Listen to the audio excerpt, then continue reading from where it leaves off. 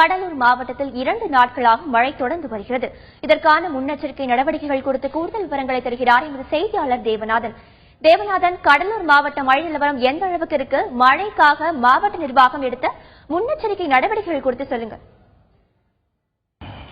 இந்த வங்கக்கடலில் ஏற்பட்டிருக்க இந்த காற்றழுத்த தாழ்வு நிலை காரணமா பார்த்தோம்னா கடலூர் மாவட்டத்தில் கடந்த 2 தினங்களாக ஒரு கனமழை பெஞ்சது அப்படின்னு சொல்லலாம். நேற்று மாலைக்கு பிறகு கனமழை இல்ல, ஒரு சாரல் மழை தான் பெஞ்சிட்டு இருக்கு. இந்த நிலையில அந்த வட கடலோர மாவட்டங்களில் கனமழை பெய்யக்கூடும் அப்படின்னு சொல்லிட்டு வானிலை ஆய்வு மையம் எச்சரிக்கப்பட்டதை தொடர்ந்து கடலூர் மாவட்ட நிர்வாகம் முழு உஷார் நிலையில் இருக்கு அப்படின்னு சொல்லலாம்.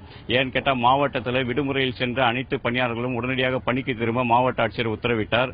அதே போல பார்த்தோன்னா கடலூர் மாவட்டத்தில் அங்க இருக்கிற நெடுஞ்சாலைத்துறை மற்றும் சாலை பணியாளர்கள், அதே போல மின்சார வாரிய பணியாளர்கள், குடிநீர் பணியாளர்கள் என அனைவருமே 24 மணி நேரமும் தயார் நிலையில் இருக்கணும்னு சொல்லியிருக்காங்க. மாவட்டத்தில் இருக்க 28 புயல் பாதுகாப்பு மையங்களையும் திறந்து வைக்க மாவட்ட ஆட்சியர் உத்தரவிட்டிருக்காரு. அதே போல சமுதாய கூடங்கள் அனைத்திலும் பணியாளர்களை நியமித்து 24 மணி நேரம் கண்காணிக்க உத்தரவிடப்பட்டிருக்கு. இதே போல மாவட்ட ஆட்சியர் அலுவலகத்தில் 1077 அப்படின்னு சொல்லிட்டு ஒரு இலவச தொலைபேசி எண் கொடுத்திருக்காங்க.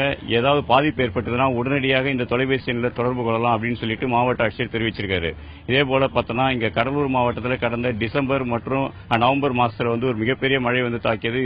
அதாவது அப்போது மிகப்பெரிய பாதிப்பு ஏற்பட்டது. அதுபோன்ற பாதிப்புகள் எதுவும் ஏற்படக்கூடாது அப்படின்றதுக்காக மாவட்ட நிர்வாகம் முழு ஒரு முன்னெச்சரிக்கை நடவடிக்கை எடுத்திருக்காங்க அப்படின்னு சொல்லலாம். சென்னையிலிருந்து மூத்த IAS அதிகாரி ககன்தீப் சிங் பேடி இங்க வந்திருக்காரு. அவரும் மீட்பு பணியில் ஈடுபடுத்திருக்கான தயார் நிலையில் இருக்காரு.